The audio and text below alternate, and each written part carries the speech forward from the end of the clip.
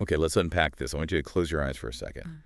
Imagine a hospital room in Miami. Mm. It's sterile, it smells like antiseptic and floor wax, and the only sound is the rhythmic beeping of a vitals monitor. Okay. In the bed lies a young man. You know his face. In fact, if you have been on the internet at all in the last, 13 years, you have been unable to avoid his face. But you might not recognize him right now? No, because right now that face is swollen to twice its normal size. His jaw is wired shut. Wow. There are titanium plates holding his chin together where bone used to be. It is a brutal image, but honestly, looking at the trajectory we are about to discuss, it feels like, I don't know, almost the only logical conclusion. It's a really stark image to start with, but it is the reality we're sitting in right now. It is January 24th, 2026. And the man in the bed is, of course, Jake Paul. Just last month, December 19th, 2025, to be exact, the problem child finally ran into a problem he couldn't solve with a checkbook or a tweet. He stepped into the ring with former heavyweight champion Anthony Joshua. And let's just say, the scriptwriters at Disney would never have approved this ending. No, absolutely not. It was a devastating reality check. We are talking about a knockout in round 6 that was. It was less of a sporting event and more of a demolition. A complete dismantling. Right. We're talking lost teeth, a complex mandibular fracture, the entire aura of invincibility just gone. And just to add insult to injury, or maybe just clarity to the situation, the news broke just 3 days ago, on January 21st, that Jake Paul has officially parted ways with the PFL. The Professional Fighters League. Yep, the MMA dream is officially over without him ever stepping foot in the cage. It really feels like the air is finally coming out of the balloon. We're at this massive inflection point. For over a decade, the Jake Paul train only went in one direction: faster, louder, and richer. And now it has hit a concrete wall. A concrete wall made of 250 pounds of British muscle. But that's why we're here. We aren't just here to gawk at the wreckage, although, I mean, the wreckage is spectacular. We want to figure out how this machine was built in the first place. How did it get to this point? Exactly. How did a kid from Westlake, Ohio, go from making 6-second comedy videos on an app that doesn't even exist anymore, Right. to changing the entire business model of combat sports, Yeah. earning hundreds of millions of dollars, and becoming one of the most polarizing humans on the planet? It's a perfect case study in attention economics. It really is. It's about how you take fame, raw, unrefined internet fame, and transmute it into hard currency and, frankly, legitimate power. So for this deep dive, we're going to try and strip away the noise, all the trolling, the antics, and just look at the business strategy. And the calculated controversies. We have to talk about those. Oh, absolutely. The calculated controversies and the legitimate, albeit strange, boxing journey that led to that canvas in Miami. And we've got a lot of material to go through. We have a massive stack of sources today.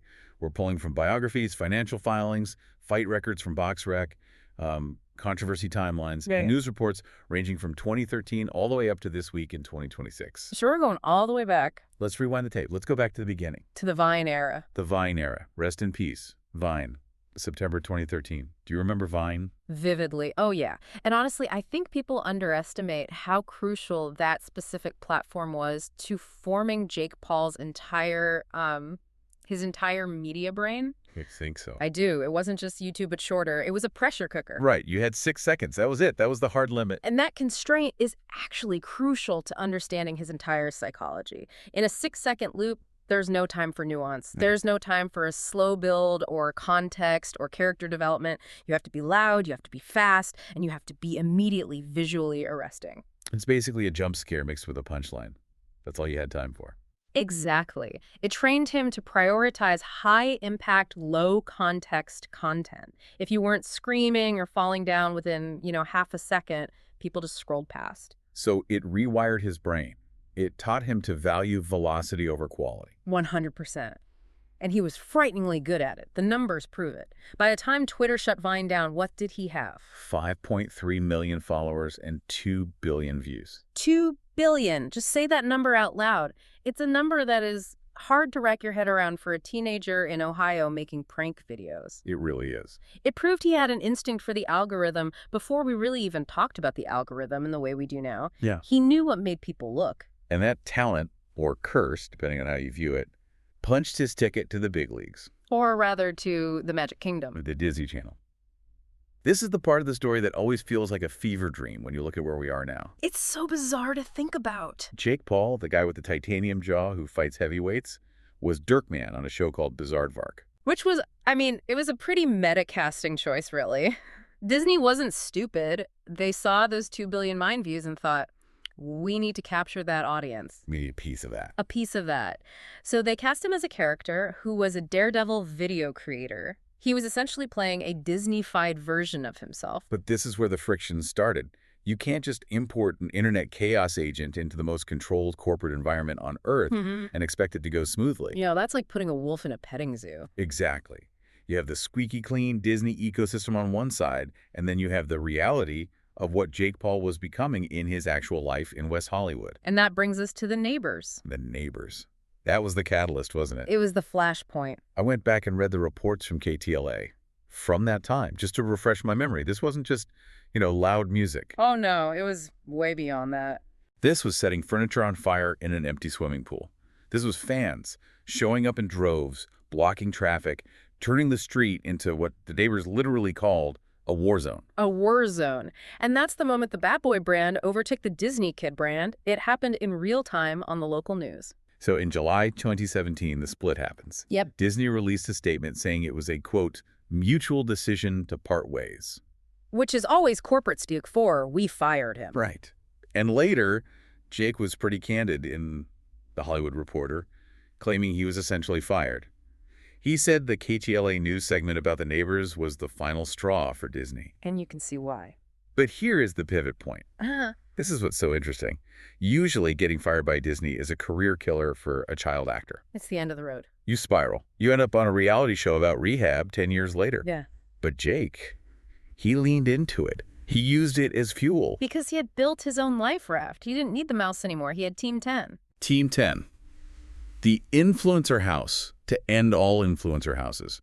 Launched in 2016. This was...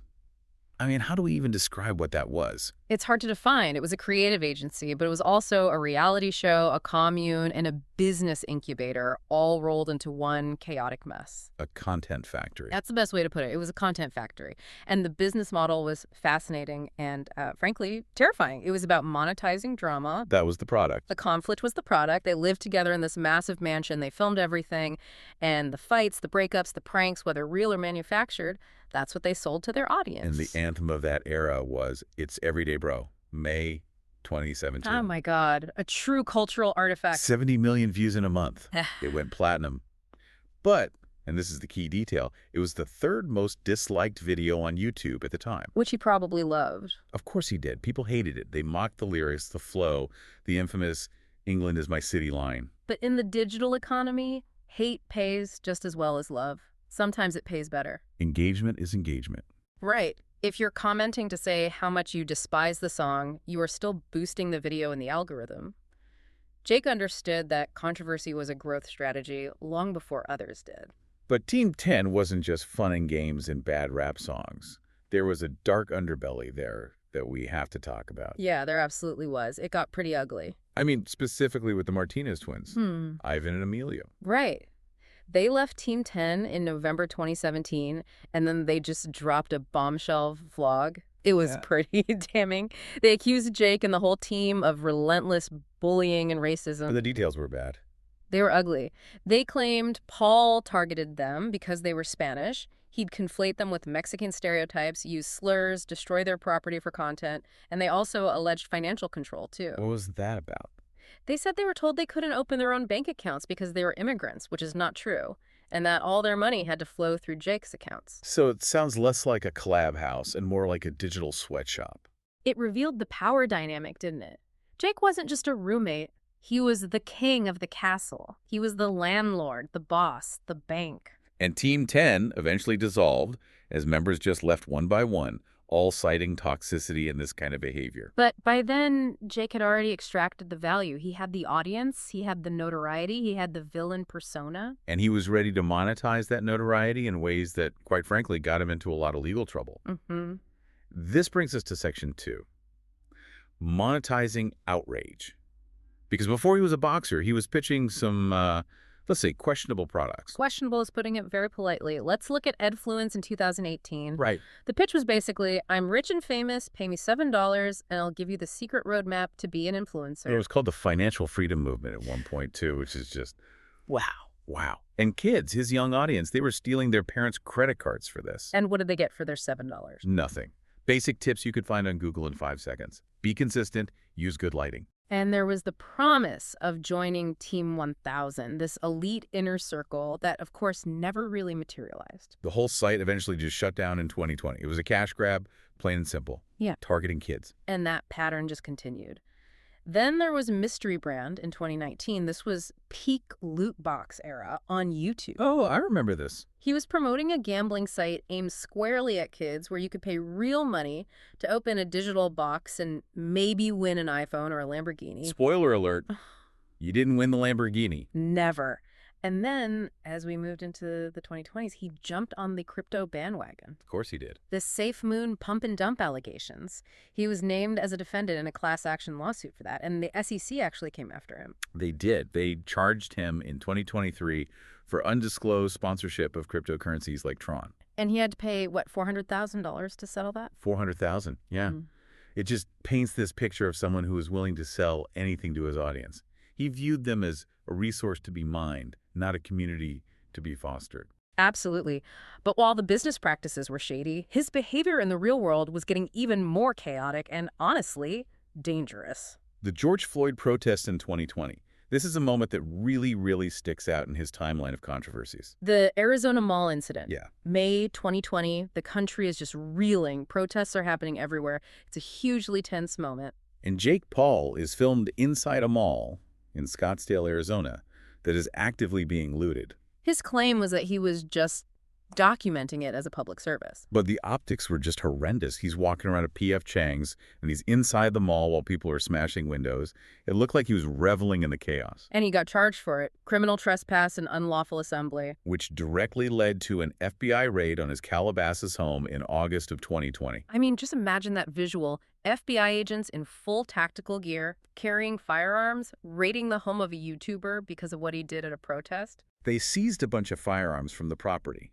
The state charges were eventually dismissed to let a federal investigation play out, and he didn't end up facing federal charges, but it just showed how close to the edge he was walking. He was flying way too close to the sun. And then there was COVID. Ugh, yes. While everyone else was locking down and trying to figure out what was happening, Jake was throwing massive parties in Calabasas.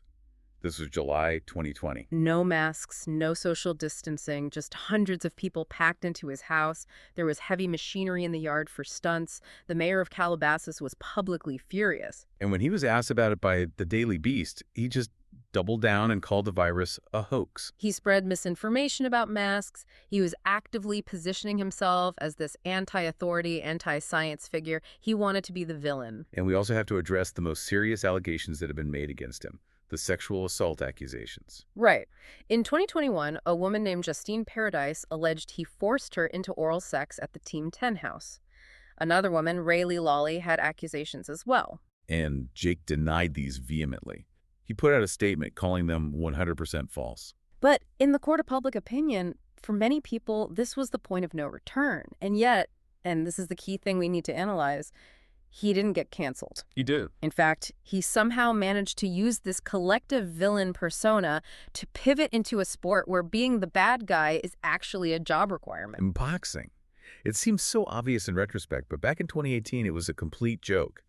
A white-collar boxing match against another YouTuber, Deji. It started as a grudge match on the undercard of his brother's fight, a total sideshow. But the difference was, Jake took it seriously. He did. He moved to Big Bear. He actually trained. He won that fight via TKO. Then he turned pro against Denise and Gibb in early 2020. Another TKO. But those were still in the YouTube bubble. The moment the world actually stopped laughing and started staring was November 2020. Nate Robinson. Nate Robinson, former NBA slam dunk champion, a legitimate world-class athlete. Fighting on the undercard of Mike Tyson versus Roy Jones Jr. So millions and millions of people were watching. And Jake Paul didn't just beat him, he put him to sleep. I mean, that image of Nate Robinson face down on the canvas, it went viral instantly. It became a meme. That was the shift. That was the real turning point. Suddenly, other athletes were like, wait, this YouTube kid has actual power. And that's when the MMA Hunter era began. This was a brilliant move by Jake and his business partner, Nikisa Badarian. Who used to be the CFO of the UFC, by the way, which is a key detail people miss. A very key detail. They realized something brilliant. They couldn't fight real boxers yet. Jake just wasn't ready. But they could fight MMA guys. Because they have big names, they have big fan bases. But their boxing striking is often, let's say, not their specialty. It's often lacking, yeah. Enter Ben Askren. A phenomenal wrestler. An Olympian, but arguably the worst stand-up striker in modern UFC history. And Jake knocked him out in the first round. Then they moved on to Tyron Woodley, a former UFC welterweight champion, a legitimate heavy hitter in his prime. But this was an older Woodley. A Woodley who was known for being hesitant to pull the trigger in his later fights. Right. And the first fight was actually pretty close, a split decision win for Jake. But it gave us that ridiculous bet. The tattoo. Woodley had to get an I Love Jake Paul tattoo to get a lucrative rematch. She did. He got it on his middle finger. It was pure humiliation marketing. And then the rematch. This was arguably the highlight of Jake's entire boxing career. That one-punch knockout, it was brutal. He feinted to the body, came over the top with the right hand, and Woodley was just face-planted, out cold. ESPN's Knockout of the Year. That was the moment that proved he wasn't just playing around. He had legitimate one-punch power in his right hand. He did. So he's knocking out these retired, smaller MMA guys. But the criticism was still there.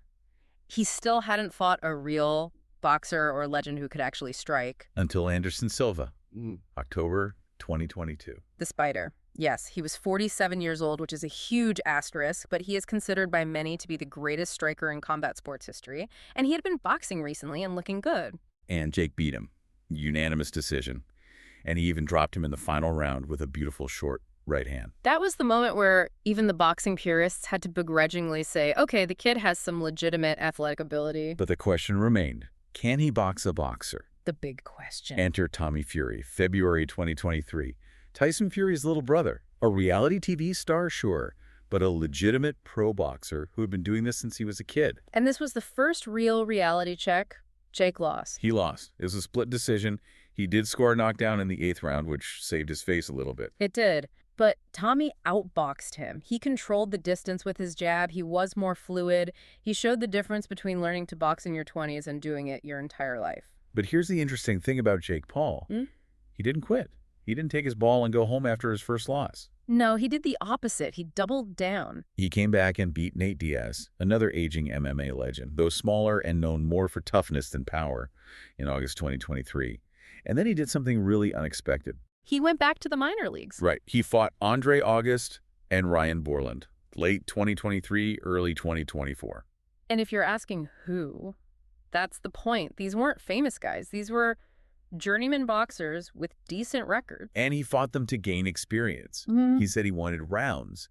It showed a level of dedication to the actual craft of boxing that went beyond just the next big paycheck. He was trying to plug the holes in his game that Tommy Fury had exposed. He was actually trying to learn. But let's be honest, the paycheck is always the end game. And that leads us to the mega event, the circus. November 2024. Jake Paul versus Mike Tyson. On Netflix. The first live combat sports event ever on the platform. The cultural footprint of this event was just massive. How many people watched it?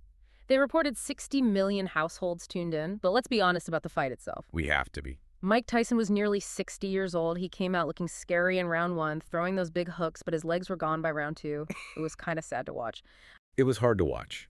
Jake won by unanimous decision, and it was clear he carried Tyson in the later rounds. He didn't want to be the guy who knocked out a senior citizen on live television. But the business metrics. Oh, the business was booming, astronomical. It had the biggest gate receipts outside of Las Vegas in U.S. history. It proved that Jake Paul, regardless of his actual boxing skill, was a top-tier, world-class promoter. He could sell nostalgia and curiosity better than anyone alive. So he rides that high into 2025. And I think he really starts to believe his own hype. He takes a fight that surprised everyone, Julio Cesar Chavez Jr. The son of the Mexican legend. And a former WBC middleweight champion himself. A very troubled fighter, certainly. Chavez Jr. has had a long history of discipline issues, drug test failures. A complete mess outside the ring. But he's a former world champion with a famous name, and Jake beat him in June 2025. A clear, unanimous decision. And this is what triggered the ranking controversy. The WBA, one of the 4 major boxing sanctioning bodies, put Jake Paul at number 14 in their cruiserweight world rankings. Which is just insane. A top 15 world ranking means you are technically eligible to fight for a world title. The boxing world exploded. Real contenders who had been grinding for years in grimy gyms in Philadelphia and Mexico City were absolutely outraged. As they should have been. The WBA eventually had to announce a review of the ranking because the backlash was so intense, but for a moment, Jake Paul was officially a ranked contender. He was flying way too close to the sun. He tried to set up a fight with Gervonta Tank Davis for November 2025. Which was just ludicrous from the start. Tank is a lightweight. Jake is, at this point, a small heavyweight. There was a 65-pound weight difference. It's like a monster truck trying to race a Ferrari. It makes no sense. It was never going to happen. It was canceled due to sanctioning issues and ongoing legal trouble on Davis's side, but it showed that Jake was running out of logical opponents. He needed a big name, Yeah. but all the big names were either way too small or way too old. So he made the fatal mistake. He signed the contract with Anthony Joshua. December 19th, 2025. Casilla Center in Miami. This was the moment the experiment hit the unmovable wall of reality. Anthony Joshua isn't an old MMA fighter. He isn't a retired NBA player. He is a former two-time unified heavyweight champion of the world. He is massive, he is skilled, and he hits like a freight train. And the weight difference was still there, but this time it wasn't in Jake's favor in terms of opponent selection. Jake weighed in around 230, trying to bulk up. And Joshua. Joshua is a natural heavyweight, a lean, athletic 255. But forget the 25-pound difference, the skill gap. The skill gap was the size of the Grand Canyon. It was immediately obvious. Joshua just controlled everything with his jab. He controlled the ring. He touched him up for 5 rounds, almost like he was just downloading the data. And then, round 6. The end. Joshua threw a straight right hand that sounded like a gunshot going off in the arena. Jake didn't just go down, he crumbled. He was out cold before he even hit the canvas. And the aftermath was what we started with. Brutal, broken jaw, titanium plates, teeth removed, a liquid diet for months. It answered the question once and for all, what is Jake Paul's ceiling in boxing? And it turns out the ceiling is a world-class heavyweight in their prime. You cannot hack your way through Anthony Joshua. You can't fake your way through that level of the sport. Nope. And that brings us right back to the news from just 3 days ago. The PFL deal is dead. Right. This is the other shoe dropping. He signed that deal back in January 2023. It was a huge announcement. He created this new super fight pay-per-view division. He was supposed to fight in the cage. He posted all those videos of himself training Brazilian jiu-jitsu. He did, but here we are 3 years later, 0 fights. It never happened. So why do you think it fell apart? Well, the official line is a mutual parting of ways. But the reality, the Joshua loss shattered his momentum and his aura of combat invincibility. The timing is not a coincidence. Not at all. And realistically, I think Jake realized that getting kicked in the leg or wrestled to the ground for significantly less money than he makes in boxing just wasn't worth the risk or the effort.